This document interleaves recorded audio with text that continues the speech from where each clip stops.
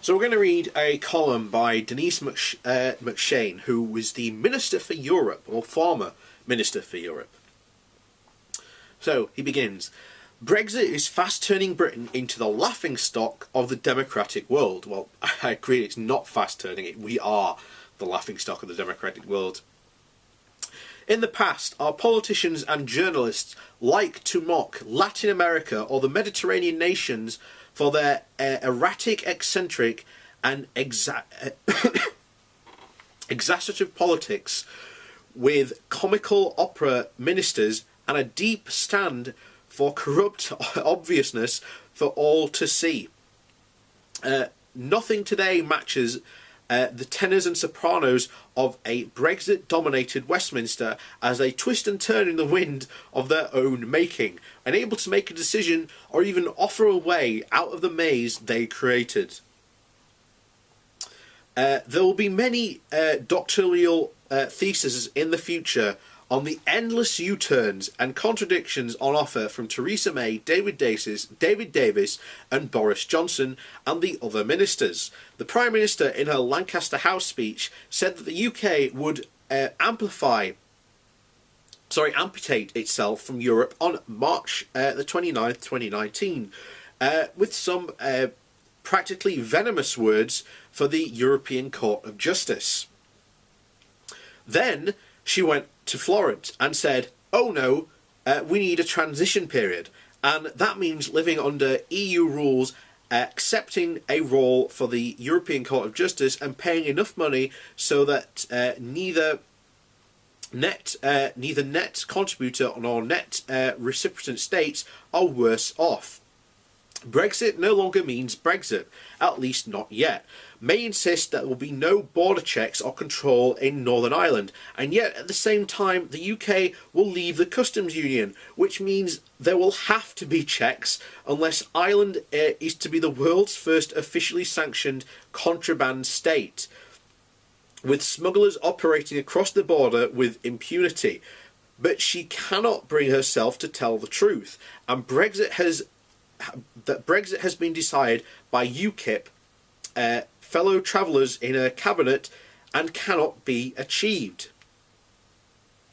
British MPs look down their noses at the Italian government dishing out money to build bridges to nowhere in order to win votes, and mock politicians bribing voters on Greek islands by exempting them from VAT. But there is no corrupt government in the recent European history that has crucially given £1 billion of taxpayers' money to prop up their majority. The DUP has left Northern Ireland in a crisis of non-governability, with their refusal to find a new leader to replace a woman publicly exposed for one of the biggest wastes of public money in recent British governments. Yet everyone who pays tax in Britain has had to fork out to buy the votes of those MPs. If they existed in any other part of Europe, would be laughed out of public life. At the same time, no citizen is trusted to see the detailed impact assessments by the government which had prepared on the cost of Brexit, the sort of secrecy we might criticise for Erdogan's Turkey or Putin's Russia. Meanwhile, our Foreign Secretary is openly derided in a manner never seen in history of the post. Never in my lifetime has British politics been in such a state of permanent banana republic crisis as over Brexit. It is like a political Ebola virus insulating itself into every cell of the British body politic. Everyone now sees that Brexit is turning into an economical and political disaster for Britain.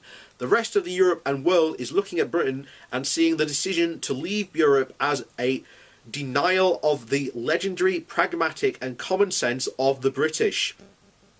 The hapless Theresa May, her deputy and her Chancellor of the Exchequer all said Brexit would be a disaster, but now have to stand on their heads, swallow their words, and instead of leaving and insist leaving Europe would be wonderful.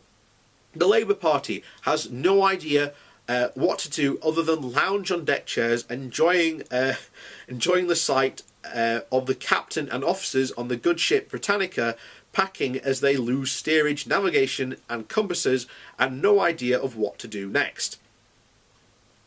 At the Theosophical International Symposium on World Affairs recently, one of the speakers said that compared to Britain, Greece now looks like a well-governed, stable state compared to the chaotic confusion and political instability of Brexit. At the Thessalonican International Symposium on World... No one in London appears to know how to get out of the Brexit quagmire, but at least the rest of Europe has learnt that talk about quitting the EU leads to hell, not heaven. Before Brexit, there were many anti-EU parties that talked about quitting the EU or holding populist plebiscites on Europe. Now even Marine Le Pen has revised that line, saying that France should stay in the EU. Populist parties, the right-wing ADF in Germany, or the left like Syriza in Greece or Podemos in Spain, no longer talk of leaving the EU or the Euro as a solution to any of the manifold problems their countries have. How much longer can this last? How much lower can Britain sink? And I absolutely agree with this guy.